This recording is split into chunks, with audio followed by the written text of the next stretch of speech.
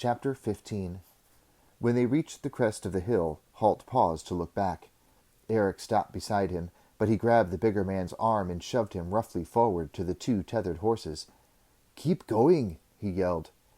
In the valley below them, he could hear alarm horns sounding, and faintly the sound of shouting. Closer to hand, on the slope of the hill below, he could see movement among the trees as those Temujai who had been concealed in listening posts around the hillside now broke cover and headed uphill in pursuit of the two intruders. "Blasted hornet's nest," he muttered to himself. He estimated that there must be at least half a dozen riders on the hill below him, heading upward. A larger party was obviously forming in the camp itself, with a view to heading around the base of the hill and catching him and Eric between two pursuing forces. Alone and mounted on Abelard, he was confident that he could outrun them easily. But burdened by the Skandian, he wasn't so sure. He'd seen the man's skill as a rider, which was virtually non-existent. Eric seemed to stay in the saddle by virtue of an enormous amount of willpower and precious little else. Halt knew that he would have to come up with some kind of delaying tactic to slow the pursuit down and give him and Eric time to make it back to the larger Skandian force. Strangely, although they had been nominal enemies up until now, the thought of abandoning the Skandian to the pursuing Temujai riders never occurred to him. He looked back to where they had tethered Eric's horse. Abelard, of course, needed no tethering. He saw with some slight satisfaction that the wolf-ship skipper had managed to clamber into the saddle and was sitting clumsily astride the small shaggy mount. Halt waved a hand now in an unmistakable gesture to him. "Get going!" he yelled. "Go, go, go!" Eric needed no second bidding. He wheeled the horse to face downhill, swaying dangerously out to one side as he did so, and managing to retain his seat only by grabbing the mane and gripping with his powerful legs around the horse's barrel of a body. Then, half in and half out of the saddle, he drove the former Temujai mount down the slope, skidding and sliding in the soft, wet snow, swerving dangerously among the trees. At one stage, Eric neglected to duck as the horse dove under the snow-laden lower branches of a huge pine. There was an explosion of snow as both horse and rider emerged, coated in thick white powder. Halt swung smoothly into Abelard's saddle, and the little horse spun neatly, moving at a dead gallop almost before he could draw breath. Halt sat easily as Abelard slid, checked, skidded, and regained his footing, gaining on the other horse and rider with every stride. He'll be lucky to survive another 50 meters, Halt thought, as Eric's mount, half out of control, swerved and skidded and slipped among the trees. It seemed only a matter of time before both horse and rider collided full tilt with one of the large pine trunks. He urged Abelard to a greater effort, and the horse responded instantly.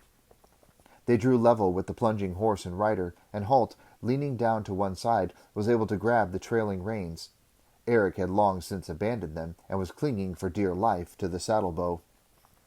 Now, at least, Halt could exercise some small control over the headlong plunge of the other horse. Abelard, sure-footed and agile, led them through the trees, and Halt left the choice to him entirely. The lead rein jerked and tugged at his arm, but he clung to it desperately, forcing the other horse to follow in Abelard's tracks. Abelard, as he had been trained to do, chose the most direct and, at the same time, the clearest path down the mountain. They were 2/3 of the way down now, and Halt was beginning to feel more positive about their chances of escape when he heard shouting and the sound of those blasted horns from the hill crest behind them. He glanced quickly back, but the thickly growing trees obscured his view. Nonetheless, he knew that the sudden burst of the sound heralded the appearing of the pursuing Temujai at the top of the mountain. And he knew it was only a matter of time before they would overhaul him, just as he had overhauled the bulky Skandian on the small horse. A thin branch whipped across his face, bringing tears to his eyes and punishing him for taking his attention from the direction he was heading. He shook his head to get rid of the accompanying shower of snow that the branch had brought with it. Then, seeing the way ahead was clear, he turned briefly again to call encouragement to Eric. "Keep hanging on," he yelled, and the Skandian promptly did exactly the opposite, releasing his grip with one hand so that he could wave in acknowledgement. "Don't worry about me," he yelled. "I'm doing fine." Halt shook his head. Frankly, he'd seen sacks of potatoes that could sit a horse better than Eric. He wondered how the Skandian had ever managed to keep his feet on the heaving deck of a wolf ship. The trees were thinning around them now, he noticed. Then he heard the braying note of one of the Temujai horns out to their left, and realized that the first of the parties coming around the base of the mountain from the encampment must be close to heading them off. It would be a near-run thing, he thought grimly. His slight increase in knee pressure sent Abelard bounding even faster. From behind he heard a startled yell from Eric as he nearly lost his seat again. Another quick glance told him that the Skandian was still mounted, and they broke out onto the level ground between the hills. He had been right. It was a close-run race. The leading riders of the Temujai party swept into sight on the flat ground between the hills. They were barely 200 meters away. Halt dragged Eric's horse around brutally, touching Abelard with his heels, and set the two horses galloping back along the track they had followed earlier the day. On clearer ground now, he could look behind him more easily. He made out at least a dozen riders chasing them. For a moment, the grizzled ranger had a distinct sense of déjà vu, his mind racing back across the years to the time when he had been driving a herd of stolen horses, with another party of Temujai howling for his blood close behind him. He grinned mirthlessly. Of course, the horses hadn't been stolen. He simply couldn't bear to disappoint Horace any further when he'd told them of his previous encounter with the Eastern horseman. He'd felt at the time that the boy had been disillusioned enough for one day. Now he eased Abelard fractionally, allowing the other horse to come level with them, and tossed the reins to the Skandian Jarl, who bumped and lurched in the saddle beside him. Surprisingly, Eric caught them. There was nothing wrong with his reflexes, at any rate, Halt thought. "Keep going," he yelled at the Skandian. "What you got in mind?" Eric replied jerkily, the words lurching out of him as he was tossed and bumped in the saddle. "I'm going to slow them down," Halt replied briefly.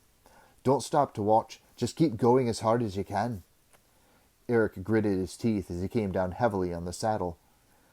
"This is as hard as I can," he replied. But Halt was already shaking his head. The ranger had unslung his longbow from across his shoulders and was brandishing it in his right hand. Eric saw what was coming, a moment too late to do anything about it. "No," he began. "Don't you—" But then the bow whipped down across the horse's rump with a resounding crack, and the beast leapt forward, stung. The profanity that Eric was preparing for Halt was lost in his drawn-out howl as he grabbed at the saddle bow once more to keep his seat. For a second or two he was furious. Then he realized that he was still in the saddle, that he could keep his seat even at this accelerated pace. So when the horse began to slow down to a more comfortable speed, he slapped his big hand across its backside several times, driving it on. Halt watched in satisfaction as his companion went on ahead, urging the horse on to greater efforts. In a few seconds, Eric swept around a curve in the trail that was formed between two of the hills and was out of sight. Then, in response to a well-learned knee signal, Abelard reared and pirouetted on his hind legs, spinning in a half circle so that they came to a stop at right angles to the direction they had been following. In an instant, the horse had gone from a dead run to a full stop. Now he stood stock ready, as his master stood in the stirrups, an arrow knocked on the string of his massive longbow. He knew that the longbow outranged the smaller, flat-shooting recurve bows of the Temujai. He allowed them to close in a little farther, gauging the pace at which they were eating up the distance between him and them, estimating when he would need to release so as to have the arrow arrive at a given point, just as the rider did. He did this without thinking, allowing the ingrained instincts and habits of years of endless practice to take over him. Almost without realizing it, he released the arrow and it sped away, sailing in a shallow arc toward the pursuers. They were 150 meters from him when the arrow struck the lead rider from the saddle. He slid sideways to the ground, trying to maintain his hold on the reins and bringing his horse down with him as he did. The rider, directly behind him, taken totally by surprise, had no chance to avoid his leader's fallen horse.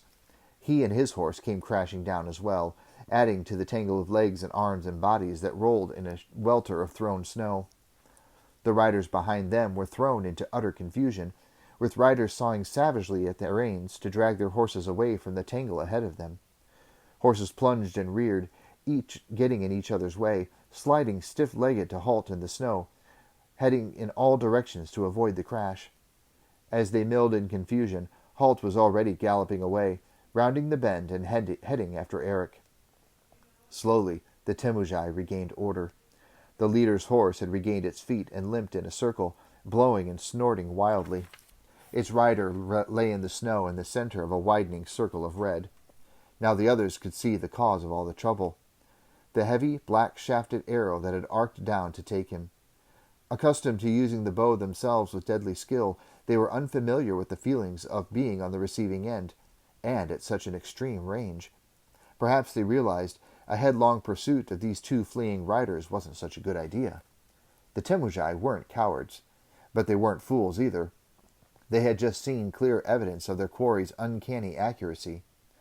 They sorted themselves out and set off in pursuit again, but not quite so eagerly this time, and not quite so quickly. Behind them, the second rider, who had collided with the fallen leader, was left in a vain attempt to catch the leader's horse. His own had broken its neck in the fall. He didn't seem in too much of a hurry to resume the chase.